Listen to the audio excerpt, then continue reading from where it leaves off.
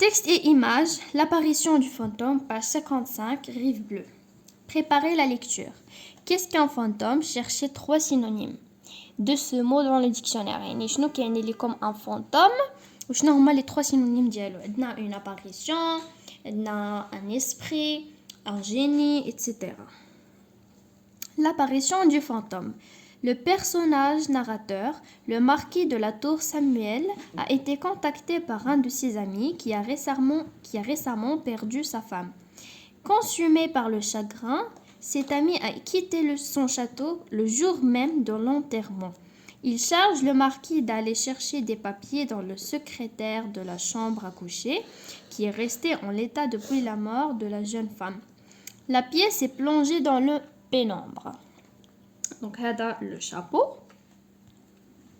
Je m'écarquillais les yeux à déchiffrer les suscriptions quand je crus entendre ou plutôt sentir un frôlement derrière moi. Je n'y pris point garde, pensant qu'un courant d'air avait fait remuer quelques étoffes. Mais au bout d'une minute, un autre mouvement presque indistinct me fit passer sur la peau un singulier petit frisson désagréable. C'était tellement bête d'être émue, même à peine, que je ne voulus pas me retourner par pudeur pour moi-même. Je venais alors de découvrir la seconde d'Elias. L'Elias est l'ensemble des documents réunis par un lien qu'il me faillait.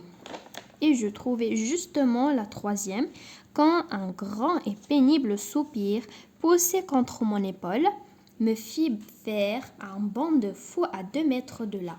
Dans mon élan, je m'étais retournée, la main sur la poignée de mon sabre, et certes, si je ne l'avais pas senti à mon côté de mon sabre, je me serais enfuie comme un lâche.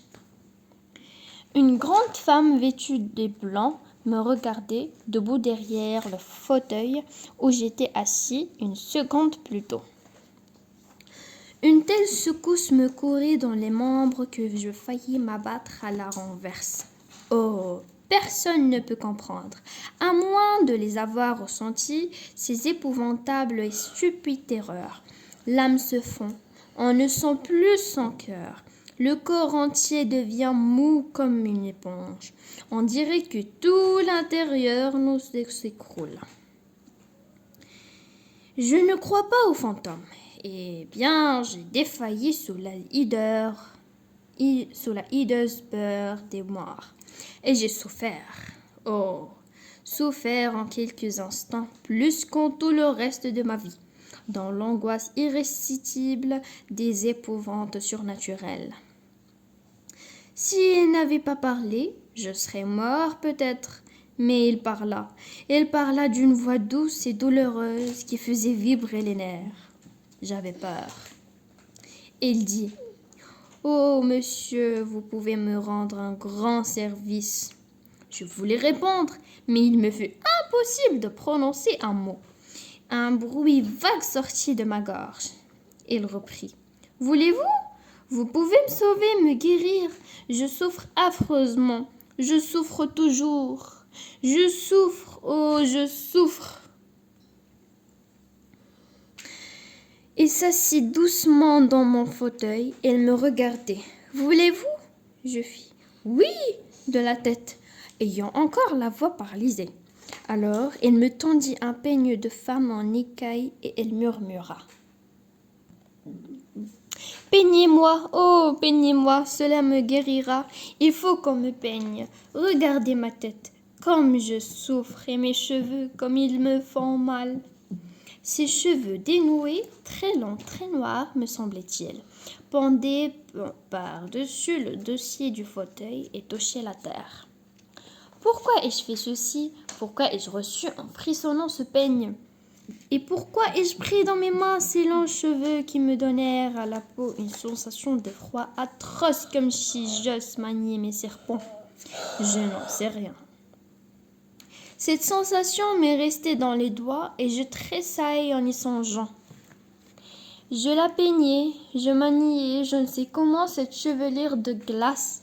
Je la tordis, je la renouai et la dénouai. Je la tressai comme on tresse la crinière d'un cheval. Elle soupirait.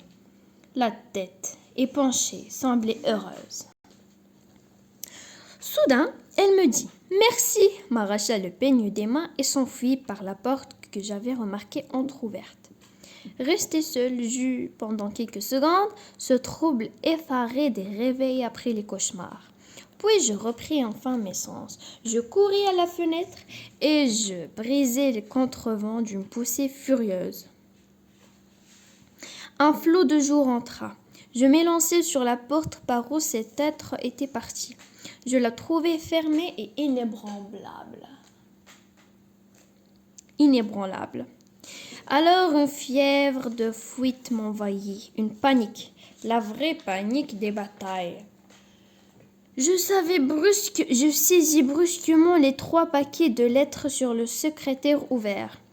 Je traversai l'appartement en courant. Je sautai les marches de l'escalier 4 par 4.